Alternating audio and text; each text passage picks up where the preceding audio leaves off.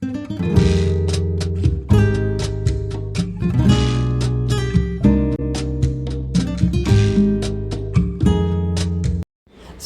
ದಿನಾಚರಣೆ ಪ್ರಯುಕ್ತ ಪುಷ್ಪ ಪ್ರದರ್ಶನ ಇರುತ್ತೆ. ತರಾವರಿ ಹೂಗಳು ನೋಡಲಿಕ್ಕೂ ತುಂಬ ಸುಂದರವಾಗಿರುತ್ತೆ. ಹಾಯ್ ಹಲೋ ಎಲ್ರಿಗೂ ನಮಸ್ಕಾರ. ಎಲ್ಲರೂ ಹೇಗಿದ್ದೀರಾ? ನಾನು ಚೆನ್ನಾಗಿದ್ದೀನಿ, ನೀವೆಲ್ಲರೂ ಚೆನ್ನಾಗಿದ್ದೀರಾ ಅಂತ ಭಾವಿಸ್ತೀನಿ. ಪ್ರತಿಯೊಬ್ಬರು ಚೆನ್ನಾಗಿರಬೇಕು. ಹೂಕುಂಡಗಳನ್ನೆಲ್ಲ ತುಂಬ ಚೆನ್ನಾಗಿ ಜೋಡಿಸಿಟ್ಟು ಒಂದು ಆಕಾರ ಅಂತ ಕೊಟ್ಟಿದ್ದರು. ಅದನ್ನು ನೋಡೋದೇ ಖುಷಿ ಆಗ್ತಿತ್ತು. ಸಾಮಾನ್ಯವಾಗಿ ಜನಸಂಖ್ಯೆನೂ ಇತ್ತು. ನಂತರ ಶಾಲೆಯಿಂದ ಮಕ್ಕಳನ್ನು ಕೂಡ ಕರ್ಕೊಂಡು ಬಂದಿದ್ದರು. ಒಂದು 2-3 ಶಾಲೆಯಿಂದ ಮಕ್ಕಳು ಬಂದಿದ್ದರು. ಅವರು ಯೂನಿಫಾರ್ಮ್ ಹಾಕಿದ್ರಿಂದ ಅವರಿಗೆಲ್ಲ ಫ್ರೀಯಾಗಿ ಲಾಲ್ಬಾಗಲ್ಲಿ ಹೂಗಳನ್ನು ನೋಡುವ ಅವಕಾಶ ಇತ್ತು. ಹೆಚ್ಚಾಗಿ ಬಿಸಿಲಿಲ್ಲದ ಕಾರಣ ನೋಡೋದಕ್ಕೂ ಎಲ್ರಿಗೂ ಒಂದು ಖುಷಿ ಆಗ್ತಿತ್ತು. ಎಲ್ಲರೂ ಓಡಾಡ್ತಿದ್ರು. ಒಂದು 5-6 ಗಂಟೆನಾದರೂ ಬೇಕಾಗತ್ತೆ ಎಲ್ಲ ಪೂರ್ತಿ ನೋಡಲಿಕ್ಕೆ. ಮತ್ತು ಎಲ್ಲ ನೋಡೋದಕ್ಕೂ ಹಚ್ಚ ಹಸಿರಾಗಿತ್ತು. ಹೊರಗಡೆ ಇಟ್ಟ ಹೂಗಳಲ್ಲಿ ಸ್ವಲ್ಪ ಎಲ್ಲ ಬಾಡಿಕೊಂಡ ರೀತಿಯಲ್ಲಿತ್ತು. ಇಷ್ಟು ರಾಶಿ ಗಿಡಗಳಿರುವಾಗ ಎಲ್ಲಿಗೆ ಅಂತ ನೀರು ಹಾಕ್ತಾರೆ ಅವರು? ಎಲ್ಲವನ್ನು ಮೇಂಟೈನ್ ಮಾಡಬೇಕಲ್ವ. ವಾಲಂಟಿಯರ್ಸ್ ಕೂಡ ತುಂಬ ಚೆನ್ನಾಗಿ ಕೆಲಸ ಮಾಡ್ತಿದ್ರು. ಅಲ್ಲಿಯ ಕೆಲಸ ಮಾಡೋರು ಕೂಡ ಅಷ್ಟೇ, ಅಲ್ಲಿ ಕೆಲಸ ಮಾಡೋರು ಅಷ್ಟೇ, ಅಷ್ಟು ಚೆನ್ನಾಗಿ ಅಚ್ಚುಕಟ್ಟಾಗಿ ಕೆಲಸ ಮಾಡ್ತಿದ್ರು. ಮಧ್ಯದಲ್ಲಿ ಕಸದ ಡಬ್ಬಗಳನ್ನು ಇಟ್ಟಿದ್ದರು. 2 ಥರ, ಹಸಿ ಕಸ, ಒಣ ಕಸದ್ದು ಡಬ್ಬ ಕೂಡ ಇಟ್ಟಿದ್ದರು. ಪ್ಲಾಸ್ಟಿಕ್ ಒಳಗೆ ತೊಗೊಂಡೋಗೋ ಹಾಗೆ ಇರಲಿಲ್ಲ. ಎಂಟ್ರೆನ್ಸಲ್ಲೇ ಚೆಕ್ ಮಾಡ್ತಿದ್ರು. ಬ್ಯಾಗ್ಗಳನ್ನು ಚೆಕ್ ಮಾಡಿ ಒಳಗೆ ಬಿಡ್ತಾಯಿದ್ರು. ಪ್ಲಾಸ್ಟಿಕ್ ಏನಾದರೂ ಇದೆಯಾ ಅಂತ ಚೆಕ್ ಮಾಡ್ತಿದ್ರು ಅಷ್ಟೇ. ಲಾಲ್ಬಾಗಿಗೆ ಹೋಗಿ ತುಂಬ ವರ್ಷಗಳೇ ಆಗಿತ್ತು. ಹಾಗಾಗಿ ಈ ಸರಿ ಹೋಗೋಣ ಅನ್ನಿಸ್ತು. ಮತ್ತು ಸ್ವಚ್ಛತೆ ಬಗ್ಗೆ ಅಷ್ಟೇ ತುಂಬಾ ಗಮನ ಕೊಟ್ಟಿದ್ದಾರೆ. ನೋಡಲಿಕ್ಕೂ ತುಂಬ ಚೆನ್ನಾಗಿತ್ತು. ತುಂಬ ಇಂಪ್ರೂವ್ಮೆಂಟು ಕೂಡ ಇದೆ. ಆವಾಗ ಹೋಗಿದ್ದಾಗ ನೋಡಿದ್ದು ಇವಾಗಕ್ಕಿರೋ ವ್ಯತ್ಯಾಸಗಳು ತುಂಬ ಅಜಗಜಾಂತರ ಇದೆ. ಕಾಣಿಸುತ್ತೆ, ನಮಗೆ ಗೊತ್ತಾಗುತ್ತೆ. ವಿಡಿಯೋ ನೋಡೋರು ಈ ವಿಡಿಯೋನ ಪೂರ್ತಿಯಾಗಿ ನೋಡಿ, ನಿಮಗೂ ಖುಷಿ ಆಗುತ್ತೆ. ಮತ್ತು ವಿಡಿಯೋ ನೋಡಿದವರು ಒಂದು ಲೈಕ್ ಕೊಡೋದು, ಹೈಪ್ ಕೊಡೋದನ್ನು ಮರಿಬೇಡಿ. ಹೊಸಬ್ರು ಸಬ್ಸ್ಕ್ರೈಬ್ ಮಾಡಿಕೊಂಡು ವಿಡಿಯೋ ನೋಡಿ ಅಂತ ಕೇಳ್ಕೊಳ್ತೀನಿ.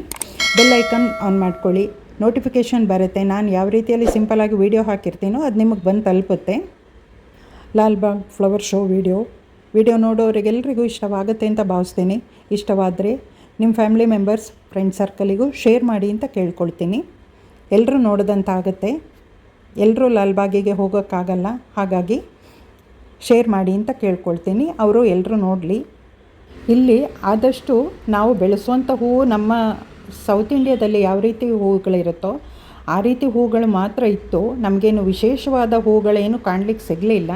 ಈ ರೀತಿಯಲ್ಲಿ ಮಾಡಿದ ವಿಡಿಯೋ ಚೆನ್ನಾಗಿತ್ತಾ ಅಂತ ಹೇಳಿ ಒಂದು ಕಮೆಂಟ್ ಹಾಕಬೇಕಾಗಿ ವಿನಂತಿ. ಈ ವಿಡಿಯೋ ಮಾಡಿದ್ದು ಚೆನ್ನಾಗಿದ್ದರೆ ಕಮೆಂಟ್ ಸೆಕ್ಷನ್ನಲ್ಲಿ ಒಂದು ಕಮೆಂಟ್ ಹಾಕಿ, ಹೇಗೆ ಮಾಡಿದ್ದೀನಿ ವಿಡಿಯೋ ಅಂತ ಹೇಳಬೇಕು ನೀವು. ನಾವು ಮನೆ ಬಿಟ್ಟಿದ್ದೇ 10 ಗಂಟೆ ಆಗಿತ್ತು, ಅಲ್ಲಿ ಹೋಗ್ತಾ 10:15.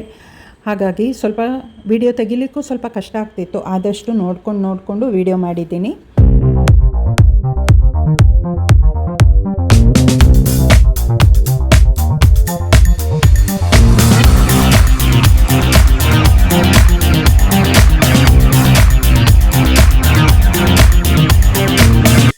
ವರ್ಷದಲ್ಲಿ 2 ಸರ್ತಿ ಈ ಥರ ಪ್ರೋಗ್ರಾಮ್ಗಳು ನಮಗೆ ಸಿಗುತ್ತೆ. ಒಂದು ಸರ್ತಿ ಆದರೂ ಹೋಗಿ ನೋಡಿದರೆ ತುಂಬ ಖುಷಿ ಆಗುತ್ತೆ. ಈ ಸೂರ್ಯಕಾಂತಿ ಹೂವು ಸೂರ್ಯನ ಕಡೆ ಮುಖ ಮಾಡಿಕೊಂಡಿದೆ. ಇಲ್ಲಂತೂ ತುಂಬ ಖುಷಿ ಆಗ್ತಿತ್ತು ನೋಡೋದಕ್ಕೂ. ಹೂವಿನ ಅಲಂಕಾರ ಪ್ರತಿಯೊಂದು ಚೆನ್ನಾಗಿತ್ತು. ಹೂಗಳು ಕೂಡ ಚೆನ್ನಾಗಿತ್ತು. ಒಂದು ಸೇವಂತಿಗೆ ಅಂತೂ ನನಗೆ ತುಂಬಾ ಇಷ್ಟವಾಯಿತು. ತುಂಬ ಚೆನ್ನಾಗಿ ಅಲಂಕಾರ ಆಗಿತ್ತು. ನೋಡಿ, ಇಲ್ಲಿ ನೋಡೋದ್ರಲ್ಲಿ ಯಾವುದಾದ್ರೂ ಸ್ಪೆಷಲ್ ಹೂಗಳು ಅಂತ ಇದೆಯಾ? ಇಲ್ಲ, ಎಲ್ಲ ನಮ್ಮ ನೋಡಿದಂಥ ಹೂಗಳೇ ಇರೋದು. ಆದರೂ ಚೆನ್ನಾಗಿ ಅಲಂಕಾರವಾಗಿ ಜೋಡಣೆ ಮಾಡಿದರು.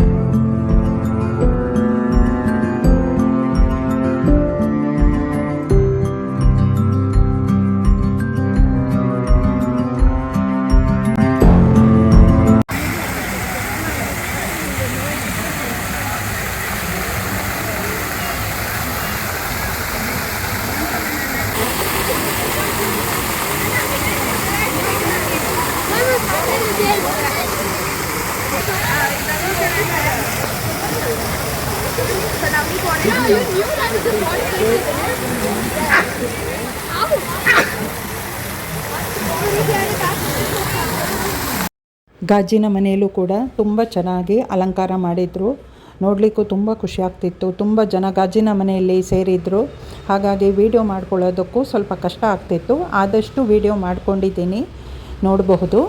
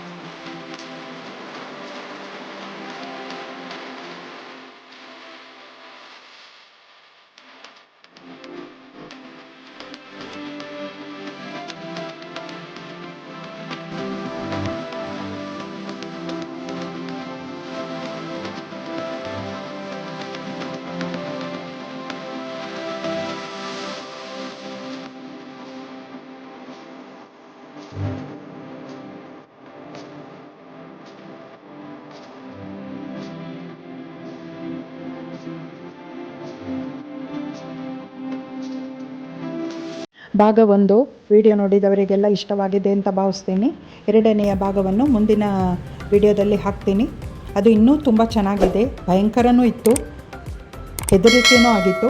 ಹಾಗಾಗಿ ಮುಂದಿನ ವಿಡಿಯೋಕ್ಕೆ ಸಹಕರಿಸಬೇಕು ಅಂತ ಕೇಳ್ಕೊಳ್ತೀನಿ. ಎಲ್ರಿಗೂ ಧನ್ಯವಾದಗಳು. ಮುಂದಿನ ವಿಡಿಯೋದಲ್ಲಿ ಸಿಗೋಣ. Thank you.